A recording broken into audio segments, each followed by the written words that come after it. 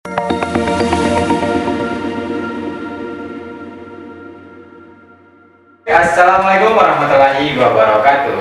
Teman-teman, selamat datang di program Tiba-Tiba Podcast. Nah, saat ini saya kedatangan tamu yang sangat spesial. Di segmen pertama kita akan mengangkat tema yang sangat menginspirasi untuk teman-teman muda yang ada di Sumbawa dan yang ada di luar sana. Nah, di samping saya sudah ada mahasiswi cantik dari Universitas Samawa. Kenalkan. Saya Sekar, mahasiswi Universitas Samawa. Oke, nah teman-teman, Mbak Sekar dari Universitas Samawa. Nah, ada cerita apa di balik kedatangan mahasiswi cantik yang berada di samping saya ini? Teman-teman, di segmen Tiba-Tiba Podcast kali ini, kita tentunya mengangkat tema yang sangat menginspirasi. Mbak Sekar, Ya. bagaimana kabarnya hari ini? Alhamdulillah baik. Alhamdulillah. Gimana nih aktivitas kampusnya? Akhir-akhir ini sih lumayan padat ya, mau mendekati UTS juga. Oke, sekarang semester berapa sekarang? Sudah semester 3. Semester 3. Nah, ngomong nih, Mbak Sekar ngambil apa sih, jurusan apa sih di kampus?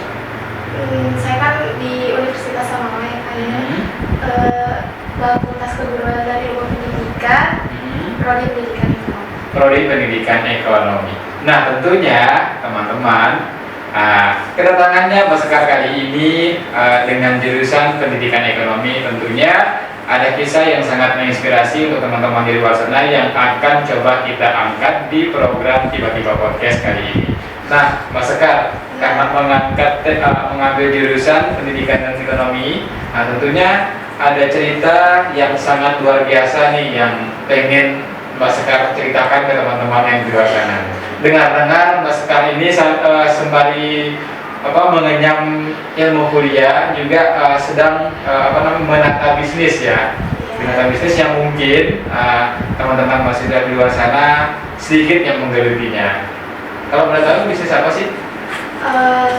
Bisnis desa titip ya kak ya. Desa titip. Ya. Itu kayak gimana? Coba diceritakan deh untuk teman-teman di luar sana. Awal mulanya ya. Awal mulai gimana? Awal mulanya sih ya FOMO ya. Karena tren belanja online gitu banyak banget, apalagi saya ya yang saya tahu gitu mahasiswa tuh banyak yang mas keluar gitu loh kak. Kalau Sumbawa sini ya kan. Terus peluangnya banyak karena masih sedikit gitu yang usaha jasa titip gitu. Nah, sesuai pengalaman saya, pernah saya pesan itu pakai jasa titip yang sudah ada di daerah sini. Pas banget ridernya lagi full pesanan gitu. Saya nggak kebagian rider. Terus tiba-tiba saya mikir, oh apa saya ini aja jadi rider aja ya gitu. Dari mahasiswa malas tiba-tiba tercetus ide pengen berkelana gitu menjadi seorang driver jasa titip gitu ya. Iya sih. Nah, terus gimana tuh selanjutnya? Sekalian nambah uang jajan juga sih. Sebagai mahasiswa gitu. Nah, sebelum kita bahas keuntungannya Mbak Sekar, teman-teman, nah kita pengen lanjut cerita nih. Terus selanjutnya gimana Mbak Sekar? Apakah jalan sendiri atau bagaimana nih? Tentu ya, Anda bisa jalan sendiri ya kayak kalau just tip itu. Nah, jadi tentunya kan mungkin dari langsung cari konsumen kah, atau memang dari lingkup teman-teman dulu, atau nyebarin informasi-informasi lewat teman-teman yang ada di kontak WA gitu ya?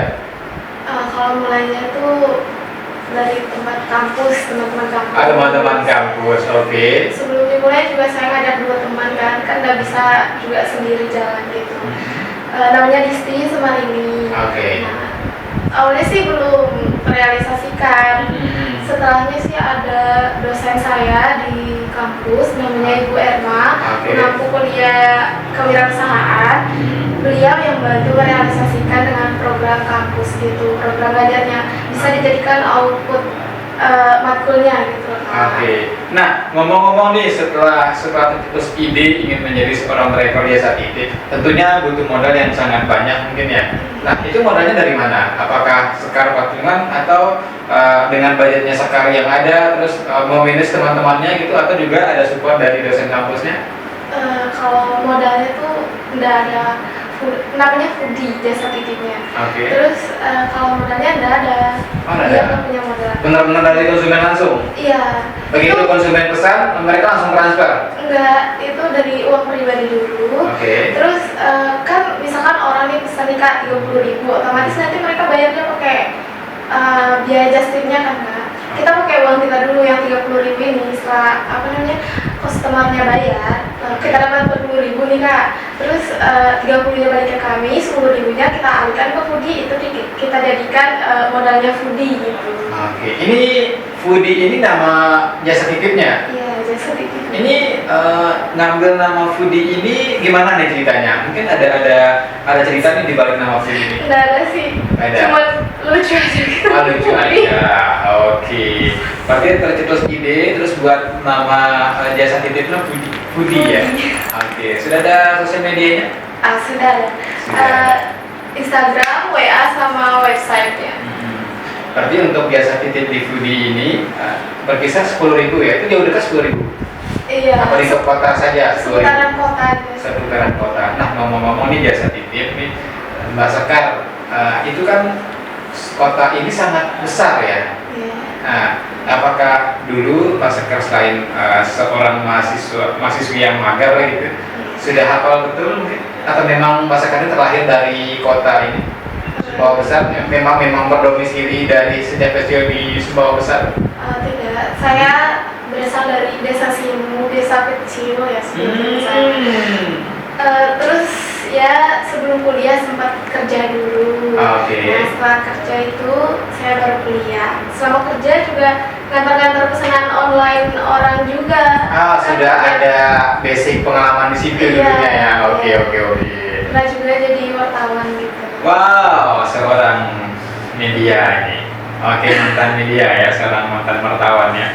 Luar biasa dengan segudang pengalaman, akhirnya Mbak Sekar mencoba menerapkan di kehidupan saat beliau mengenyam pendidikan di kampus ya. Nah, ngomong-ngomong sudah berapa bulan Mbak Sekar menggeluti kegiatan ini? Baru sekitar 4 bulan sih Kak. 4 bulan. Feedbacknya gimana? Ya lumayan, orang Sumbawa juga ramai-ramai yang malas ya, makin bagus lah menurut saya. Oke. Kendala sejauh ini mungkin ada kendala mungkin selama menjalani bisnis ini? Sejauh ini sih nggak ada sih Kak, kecuali ya jam kuliah yang sering berubah gitu, dosennya sering ganti jam gitu, mungkin itu aja sih menurut saya. Cara memanage nih, karena kan sudah barang tentu ya kalau jasa delivery seperti ini kan mungkin tidak ada waktu ya, mungkin ketika lagi kuliah, ketika ini, gimana cara memanage waktu untuk menerima jasa delivery ini? Di kata WA tuh kita taruh di hari Senin, misalkan saya kan kuliahnya dari jam 8 sampai jam 12 nih di hari Senin. Ya udah saya bukanya dari jam 1 sampai jam 10 malam gitu kan, jadi nggak ganggu jam kuliah gitu. Terus setelahnya di hari Rabu, Kamis sampai Jumat tuh menyesuaikan. Terus kita taruh juga hari libur, hari Sabtu, karena kedua teman saya ini juga sambil kerja di kafe gitu. Oh, temannya sambil kerja di kafe juga. Berarti yang full time-nya itu benar-benar di hari weekend ya? Iya. Oke. Weekend juga kita setengah hari gitu kan, bisa juga sambil nugas itu kan Kak, sambil lu beres-beres kan, kita juga rantau gitu. Butuh healing juga sih. Betul ini juga. Oke teman-teman, luar biasa ya perjuangan dari Mbak Sekar ini. Jadi inilah kisah inspiratif yang bisa kita petik ya. Jadi dari pengalamannya karena tidak kebagian delivery waktu itu, akhirnya Mbak Sekar memutuskan untuk membuka jasa delivery makanan. Nah, jadi sangat luar biasa ya seorang mahasiswi yang datang dari desa terpencil di kota Sumbawa, datang ke kota besar Sumbawa ini benar-benar mengadu nasib, bisa kita bilang mengadu nasib ya, karena memang perjuangan saat mengenyam ilmu saat di bangku kuliah itu tidak mudah teman-teman ya. Nah jadi ini apa nih, mungkin ada motivasi mungkin untuk teman-teman di luar sana Pak Sekar? Baik, untuk teman-teman di luar sana yang ya terkendala ekonominya, ingin memulai sesuatu, Semoga cerita saya ini bisa menginspirasi teman-teman semua untuk berani memulai, berani berusaha, dan lakukan apa yang ada di pikiran kalian. Luar biasa, luar biasa. Nah, berarti dong selama kita kulik sedikit ya teman-temannya sebelum kita akhiri segmen kali ini, teman-teman kita coba tanya nih.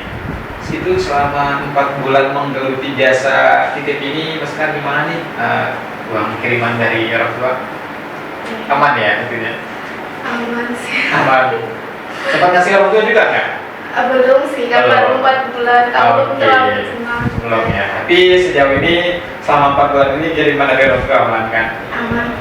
Oke, jadi teman-teman di luar sana yang mungkin sedang punya motor, apa mungkin sedang pengen mencari tambahan-tambahan, ya kita cobalah untuk menginspirasi dari jejak perjalanannya Mbak Sekar ini ya.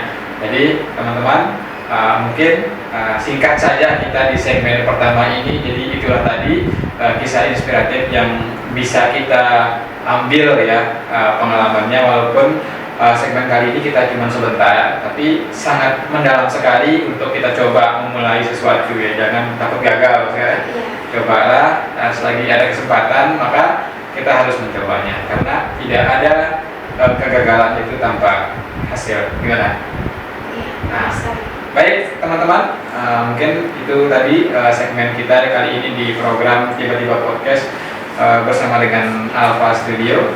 Nah, bersama saya Mas Sekar. Terima kasih teman-teman di luar sana sudah menonton kisah inspiratif kali ini. Assalamualaikum warahmatullahi wabarakatuh.